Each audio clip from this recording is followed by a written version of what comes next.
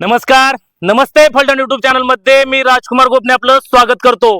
फलटण तालुक्यामधून अवैधरित्या गांजा वाहतूक करणाऱ्या गाडीवरती फलटण ग्रामीण पोलिसांनी मोठी कारवाई केलेली आहे. फलटण ग्रामीण पोलीस स्टेशनच्या डीबी पथकाचे पोलीस निरीक्षक गोपाळ बदने यांनी आपला जीव धोक्यात घालून या ठिकाणी तब्बल या गाडी बरोबर 1 किलोमीटर भर फरफडत गेले, मात्र शेवटपर्यंत या गाडी बरोबर फरफडत जाऊन त्या गाडीचा पिच्छा सोडला नाही आणि या गाडीवरती कारवाई केली. गाडी पकडण्यात त्यांना यश आलेलं आहे.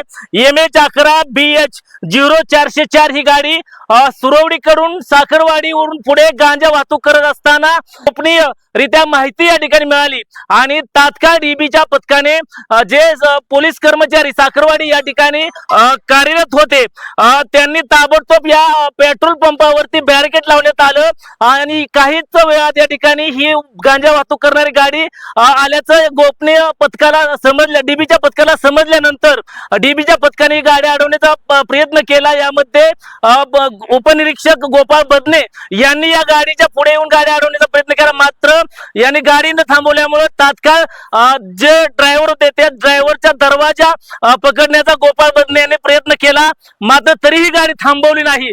तब्बल 1 किलोमीटर ही गाडी फरफडत गेली. गोपाळ बदने त्या गाडीच्या बरोबर होते, फरफडत चालले होते. त्यांच्या पायाला या ठिकाणी मोठ्या प्रमाणावरती जखमा झालेल्या आहेत.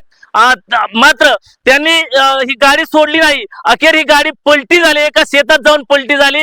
सुदैवाने त्या शेतामध्ये माती असल्यामुळे गोपाळ बदने त्या ठिकाणी त्यांना गंभीर मार लागला नाही, मात्र त्यांचे जे पाय फरफडत गेले होते त्यामध्ये त्यांना मोठ्या प्रमाणावरती पायाला जखमा झालेल्या आहेत. गोपाळ बदने यांना फलटण येथील डॉक्टर असाल यांच्या दवाखान्यात दाखल करण्यात आलं. त्यानंतर ही घटना खरं तर काल दिनांक 14 एप्रिल रोजी सकाळी 6:20 घडली होती.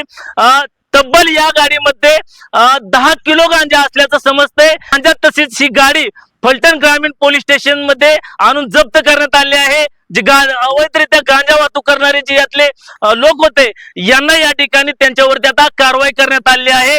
मात्र जे पोलीस उपनिरीक्षक डीबीचे होते गोपाळ बदने यांना मात्र यामध्ये मोठ्या प्रमाणावरती पायाला या खरचटला लागलेला आहे. मोठ्या प्रमाणावरती रक्त साकळलेलं होतं. त्यांना दवाखान्यात या ठिकाणी कालच दाखल करण्यात आलं होतं. त्यांना त्या ठिकाणावरून आता सोडण्यात आलेलं आहे. या कारवाईमध्ये 3 लाख रुपये किमतीची गाडी व 2.5 लाख रुपये किमतीचा गांजा फलटण ग्रामीण पोलीस स्टेशनने जप्त केलेला आहे.